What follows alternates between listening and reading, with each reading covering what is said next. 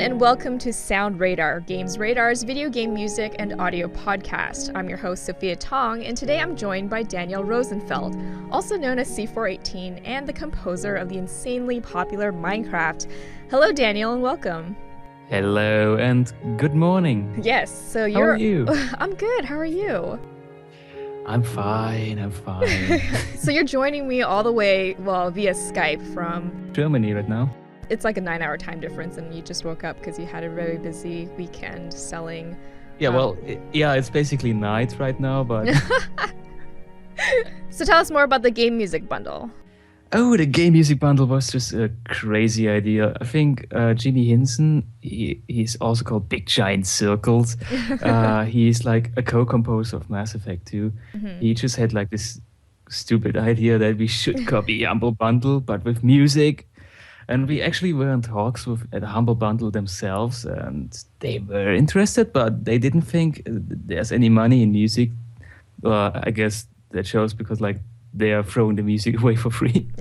And so we decided to grab a bunch of musicians we know and just make a bundle ourselves on the spot for Black Friday.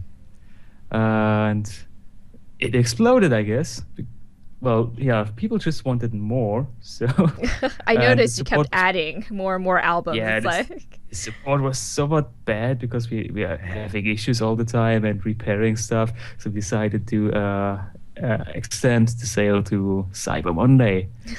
And yeah, it was a long weekend for me, but I think people liked it, and there's a lot of music for them, so... No, that's Cheers. Great. I need to still go through that entire bundle because there's 21 albums now at the end?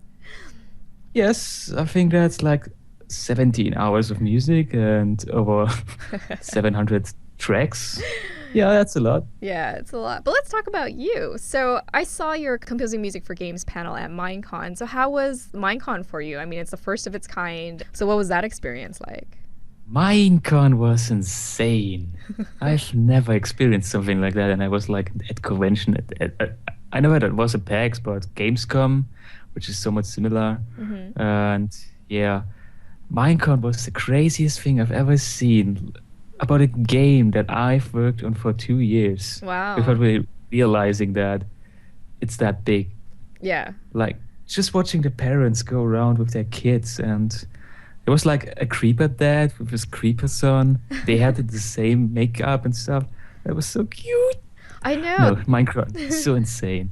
Yeah, it was crazy because this is one of the first conventions that I've been to where there's so many children and teenagers with their parents, and they're all dressed up together, like a whole family of creepers. It's hilarious. I guess that's because it's Las Vegas and it's not really the safest city to be in, I guess. I guess so. I guess I don't see that many children. I wouldn't want to give my son away to Las Vegas. No. Yeah, they need to be chaperoned. So I know you mentioned this on the panel, but how did you and Notch initially get in touch? And how did you end up working on the game? It's basically just because we two were nerds. And it was like just idling in the IRC channel of Tick Stores, which is a relatively big indie games community, which still exists and still thrives. Mm-hmm. And yeah, we were just idling in the IRC chat and just showing off what he got. Notch was showing us off his sandbox game that he figured out was amazing after we played a round of Infinity Miner on Tick Stores. And yeah, I was just showing off my music, and I think we have basically the same taste in music. Mm-hmm. So it's just something just clicked, and he asked if I would be happy to make music for a prototype. Nice. And I said, yeah, why not? I have nothing to do. And that's how I got into Minecraft. And yeah, now it's big. Well, yeah, it's huge. I mean, wow, IRC still exists. Who knew? So what did you think of Minecraft at first? Were you like, oh, wow, this is a crazy sandbox game, or were you more like, wait, what is this? No, really. The first thing I've seen about this is pretty much like the very first prototype, where it was just random noise and just blocks around. And the only thing you could spawn are like these mobs that were just wobbling around. It wasn't crazy at all. It was pretty calm. And I think that's why I started making really extremely calm music for it. But what I didn't realize is that like half a year later, Marcus like put in online multiplayer, and it's the most colorful and the most insane thing I've ever seen. So it didn't fit at all anymore.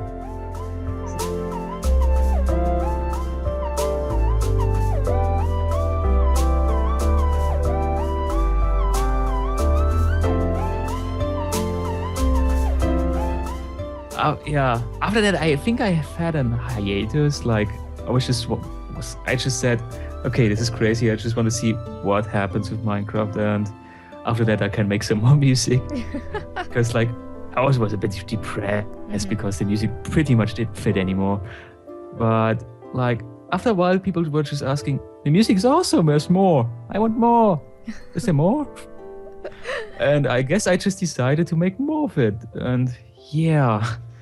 Now we have calm music in Minecraft and nobody objects. No, it's very, very soothing. I mean, so is that how you decided initially to make that more ambient approach? Because you did find it very kind of like a quiet... It's just because people seem to like it. It's not that Minecraft will always stay the same like this.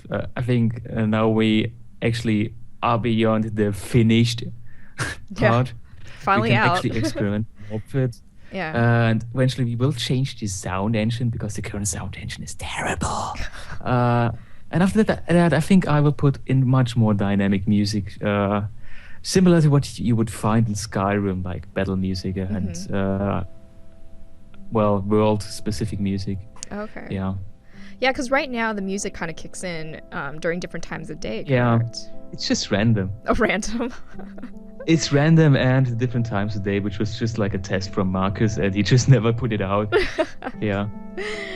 Yeah. No, the music's very nice, like while you're exploring. What scares me actually is like mostly the sounds. But so what are some of your favorite tracks? My favorite tracks? That's a hard question because I really don't pick favorites at all. Oh, I know most musicians don't. They're like, we can't pick. Yeah. But I think I could say one song which is from the OST, but not in the actual game yet. Yeah. Which is Moog City, but mostly because like Mega 64 chose it for their video.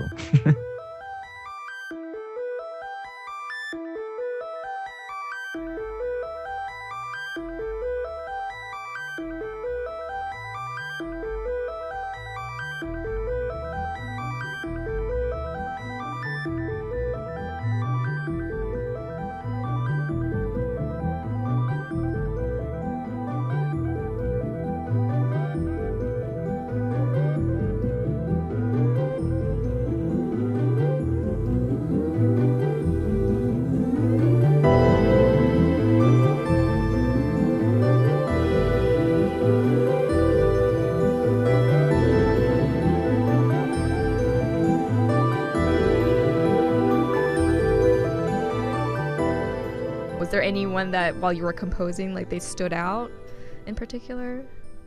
Not really. Maybe Subwoofer Lullaby, because I thought the name is exactly fitting. Yeah. Unlike every other song I named. Because I'm imagining a subwoofer in a forest or something, playing a lullaby. Something like this.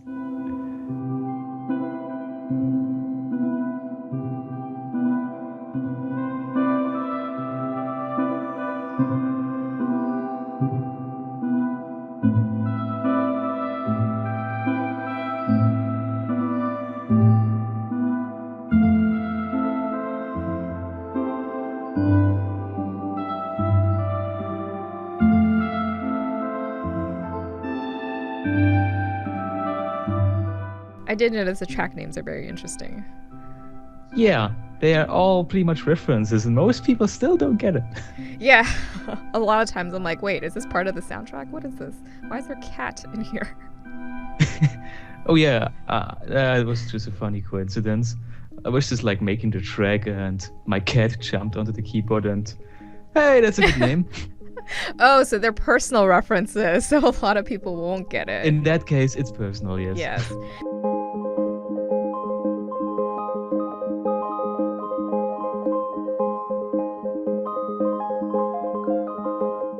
Do you have any other fun stories to share about your track names? Let's see. really not fun, but I think I named one track Danny because like Danny Baronowski was just asking me, dude, why is there no soundtrack yet? And I was like, the game isn't finished yet, I guess. And he was like, release it anyway. People want it. And he was right. So I named it one track Danny, I guess.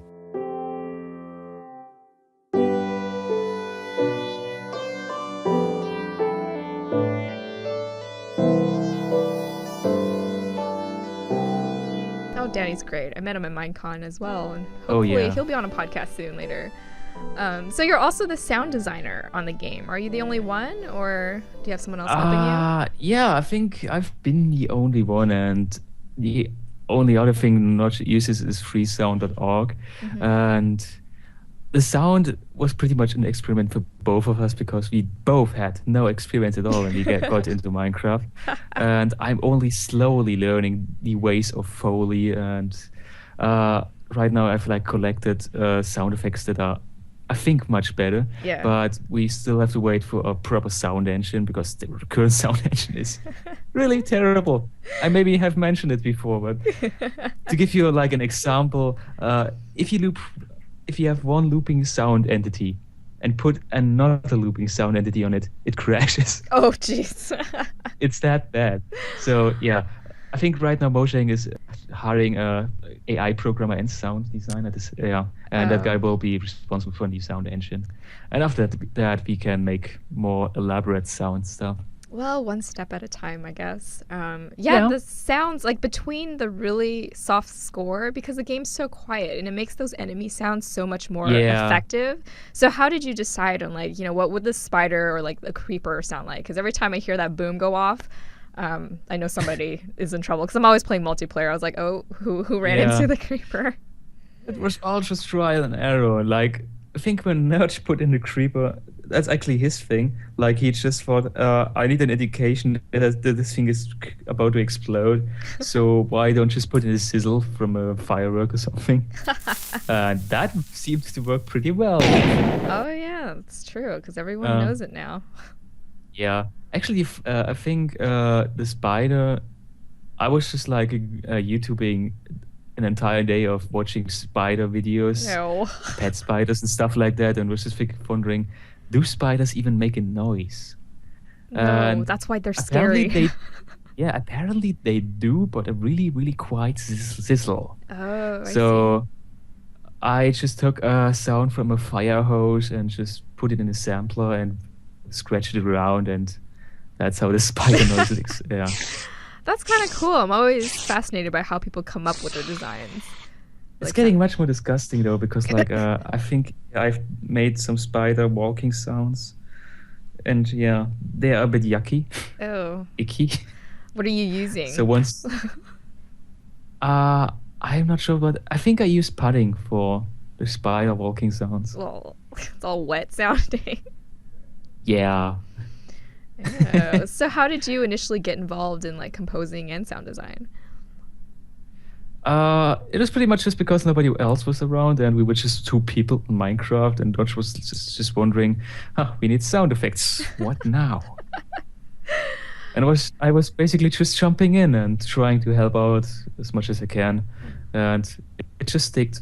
Yeah, it just kind of fell into it. But what about music? Has that been something that you've always done? Oh yeah, I've been doing music for about 7 years now, and it was always a big hobby for me. And basically, I never thought I could make anything in music composition, because in my point of view, from 7 years ago, I just saw like the big guys that have proper labels and stuff, and I thought there's no chance that he will ever get this big to earn money from music. So I still think of it as a hobby, even though I am earning well enough money right now. Mm-hmm. Yeah. Never say never. You never know. Yeah. Although Minecraft is like a phenomenon, it's incredible how much this independent game has like grown, and like 4 million copies before the game's even out. It's crazy. Oh yes, but I don't know. For me, the game is always unfinished, even though it's called Fire now. It's always a work in progress. It's just to get over the name. Yeah. So, are you much of a gamer? Do you play a lot of games on your own time? Oh, sure. I think, yeah. Yes, yeah. I'm just a total nerd, I guess. Currently, I'm playing Skyrim because I didn't have any time to play because of Las Vegas and this game bundle and stuff. So now I want to play Skyrim. Skyrim. Well, that will sink. You can lose a lot of hours playing that. Oh, yeah. And how much Minecraft have you actually played? I know you work on it all the time, but do you sit there and kind of go through it? And That's a good question because I've never really counted myself by playing it. But you have to realize that I've been playing this game since it was just a prototype with nothing else to do. So I think I've played more than 500 hours on it. And currently I'm just playing the game just to see what is new and what I can add sound-wise. My cat is meowing. Yeah. So you're mostly playing it kind of like for research and work, less so than just for fun. I'm not playing it much anymore. Yeah. There's like some times where I just have fun with multiplayer and ask on Twitter what server I should join. Yeah. But other than that, not really much more Minecraft anymore. No. Did you? I know this game. Did you get into building a lot? Like, how did you play? Like, were you more like? Oh no, exploring? I was always terrible at Legos, and I've never built enough. I'm not a good builder. I just like watching people doing it instead of building myself. It takes a lot of time, that's for sure. Yeah. So I didn't realize this until this morning, but you actually contributed to the Super Meat Boy album. Oh yeah. How did that work out? Like, how did you guys get together on that? Good question. I think like Mattias Häggström Gerdt, a Swedish composer for Cobalt and Scrolls, is just a good friend with Danny, and he was just like, why don't you make a remix for Super Meat Boy? And I was like, why not? Sure. And that is the entire story of it. And since then, we've been friends with Danny. Oh, that's good.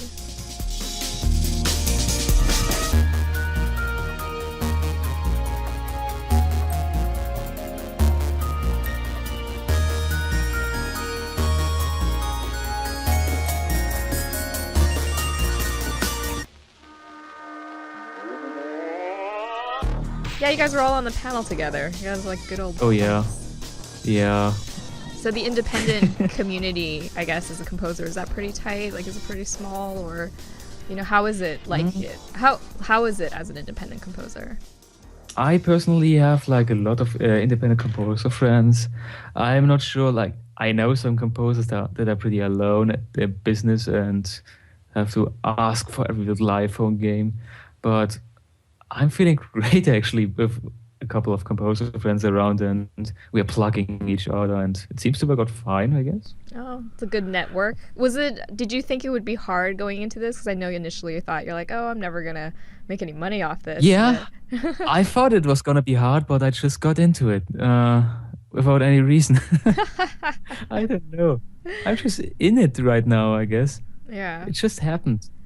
Just go with it. What kind of advice would you have for those who are kind of looking to get their way into game music? Well, one of the biggest things is like, do your art at least every day, at least half an hour, or else you will just fail at it eventually. And just be persistent, I guess. And if you're new to it, release a lot of free stuff. That helps a lot. Everyone loves free stuff. Yeah, the thing is, nobody will buy anything if nobody knows who you are. So there's actually no way around it. You have to release a lot of free stuff. Yeah. Even if it's good. Well, I hear there's some conflicting opinions on that, because for some people, they feel like their time, and if it's good, it's worth money. But then there's the other side where people are like, no, you need to get exposure, which is more important than money initially. So I guess you're more on the side of like, get yourself known first, and you can ask for money later. Yeah, pretty much. And what kind of projects are you working on next? Anything you can talk about? Other than more Minecraft music? Yeah, more Minecraft. A lot of more Minecraft. I want to like put in 2 more hours or 3 of soundtrack. And not much more. Like, I think December I will work on Minecraft, the documentary. Oh, nice. From 2-player productions. And that's about it right now. Maybe I will like make no more original albums, but I'm a pretty mellow guy, unlike Danny Baronowski, who has like 20 indie games a year. I'm just having 2. Well, Minecraft is a big game, so that should keep you busy. Well, I wanted to thank you for your time. It was great chatting with you. Oh, sure. It was fun. It still is fun. So now we're approaching the end of our show, and Daniel has graciously offered some codes to give away for the Minecraft soundtrack. So if you're interested, answer the following trivia question. Tell me why Daniel named one of the tracks Cat. And if you have the answer, email your answers to soundradar@futureus.com or leave a comment on the article at gamesradar.com. And also be sure to follow us on Twitter. It's gr_soundradar for more updates. And thanks everyone for listening and for all of your support. Be sure to stay tuned to the next episode of SoundRadar.